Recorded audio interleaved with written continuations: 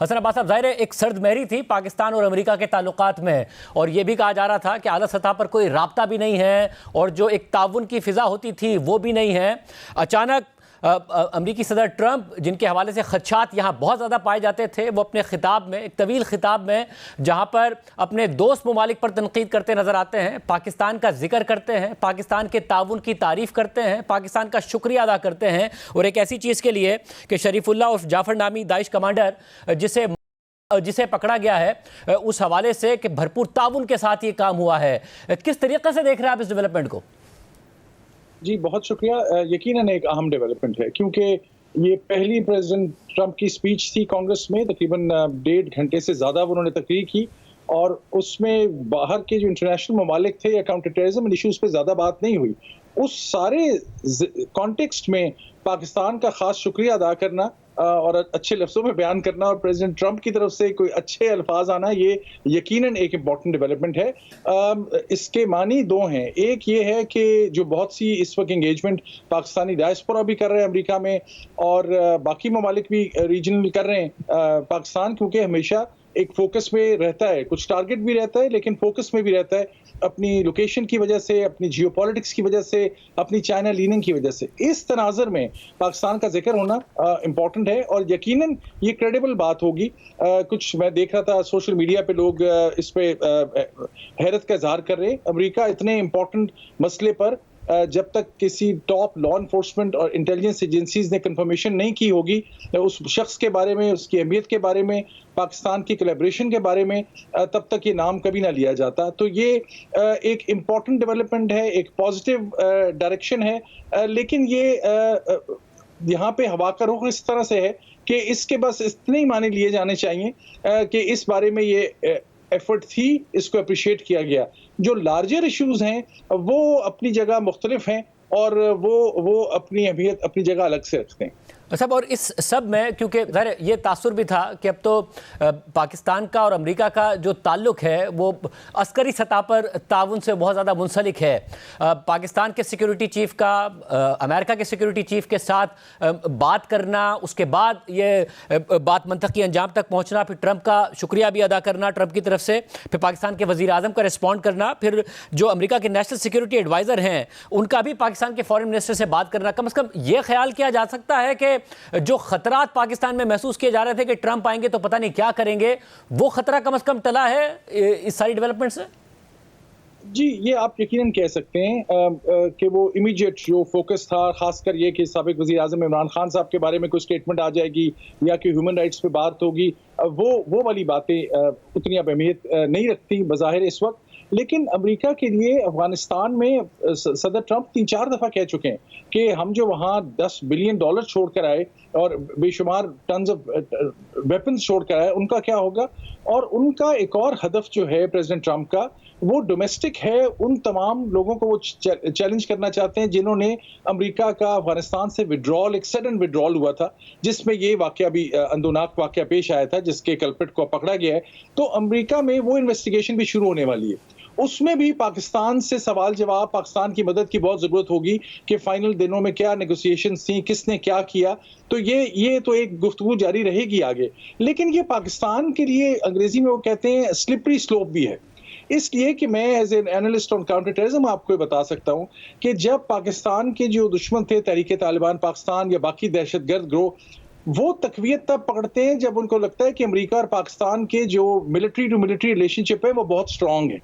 तो ये अब बन्नू में भी आपने अटैक देख रहे हैं। मदरसे हकानिया में बड़ा खौफनाक वाकया हुआ। मैं अभी पाकिस्तान में था दिसंबर में, तो मुझे वहाँ जाने का, लेक्चर देने का मौका भी मिला उन लोगों के साथ। ये बड़ा ही वो हब है तालिबान लीडरशिप का, और सारी तालिबान लीडरशिप वहाँ से होके गई है। तो पाकिस्तान एक बड़े मुश्किल ये चॉइस है पाकिस्तान के लिए। ये बज़ाहिर तो एक खतरा टला, लेकिन इसके रिपरकशंस क्या होंगे, इस इंप्रेशन के कि पाकिस्तान अमेरिका की काउंटर टेररिज्म अप्रोच अब दोबारा पहले जैसी हो गई है। एक बात मैं आपकी वसातत से जरूर करना चाहूंगा कि ये जो काउंटर टेररिज्म में अब अगर दोबारा पाकिस्तान का अमेरिका से या वेस्ट से दोबारा कोलैबोरेशन बनती है, तो ये जरूरी है कि पहले की गलतियां ना दोहराई जाए। मिसाल के तौर पर आज से 10 साल पहले भी हम कह रहे थे, फ्रंट लाइन जो होती है टेररिज्म को रोकने के लिए वो लोकल लॉ एनफोर्समेंट और पुलिस होती है। कभी पाकिस्तान की पुलिस को, पाकिस्तान की खैबर पख्तूनख्वा पुलिस में इसलिए भी जिक्र कर रहा हूँ, मैं आज से 25 साल पहले उस पुलिस का हिस्सा था, खैबर पख्तूनख्वा में पुलिस सर्विस ऑफ पाकिस्तान का नुमाइंदा था। उस वक्त भी हम ये कहते थे कि पुलिस को स्ट्रेंथन करें।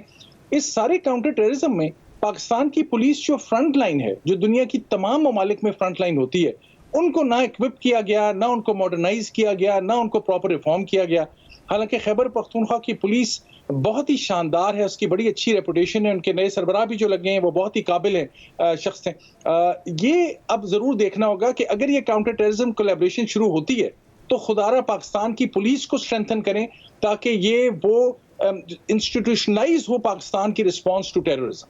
मतलब और ज़ाहिर माजी में अमेरिका ने दो तरह से पाकिस्तान को देखा है। अगर एक इत्तेहादी के तौर पर भी देखा तब भी शक की निगाह से देखा, अगर एक दहशतगर्दी के विक्टिम के तौर पर देखा तो एक दहशतगर्दी के बाइस बनने के तौर पर भी देखा कि जी आप डुअल पॉलिसी चलाते हैं। अब जबकि पाकिस्तान में ये सब कुछ हो रहा है तो अमेरिका किस तरीके से देख रहा होगा इस सूरत हाल को, जब पाकिस्तान में नज़र आ रहा है कि दहशतगर्दी के वाक़यात भी हो रहे हैं, खुद पाकिस्तान की हुकूमत अफगानिस्तान पर क्रिटिसाइज़ कर रही है कि वो ताउन नहीं कर रहे हैं सारी सूरत हाल में।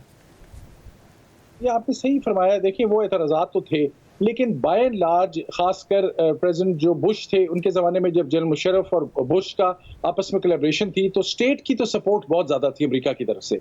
उसके बाद कैरी लूगर बिल आया, उसमें पाकिस्तान को बिलियंस ऑफ डॉलर्स मिले बहुत से रिफॉर्म के कामों के लिए, बहुत से और प्रोजेक्ट्स के लिए।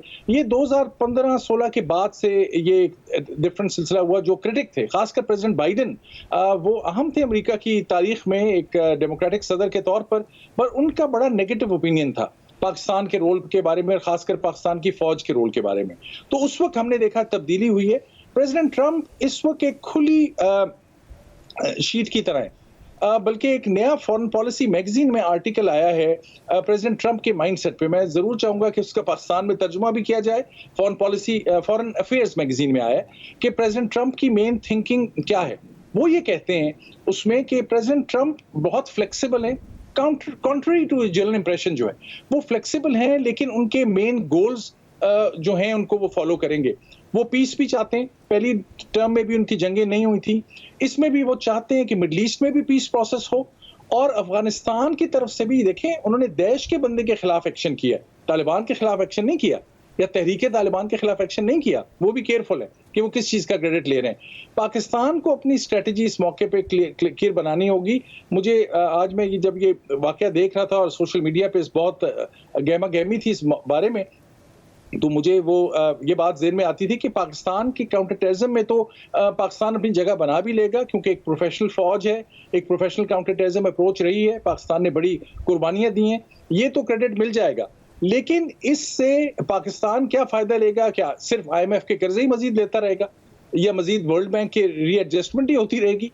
पाकिस्तान के जो फैसले हैं और पाकिस्तान की जो डायरेक्शन की तब्दीली है और पाकिस्तान की जो इकोनॉमिक स्टेबिलिटी है, वो तो पाकिस्तान को अमेरिका या मैं समझता हूँ चाइना भी इसमें शायद ज़्यादा असरअंदाज ना हो सकते हैं। वो तो पाकिस्तान को खुद ही फैसले करने होंगे। अच्छा, पर ऐसी सूरत हाल में ज़ाहिर ट्रंप के हवाले से एक भरपूर लॉबिंग तहरीक इंसाफ की तरफ से भी अमेरिका में की गई है। उनके कुछ ऑफिशियल्स ओहदा संभालने से पहले कुछ ट्वीट्स करते नजर आए, कुछ पोस्ट करते नजर आए जो अब नहीं आ रही हैं।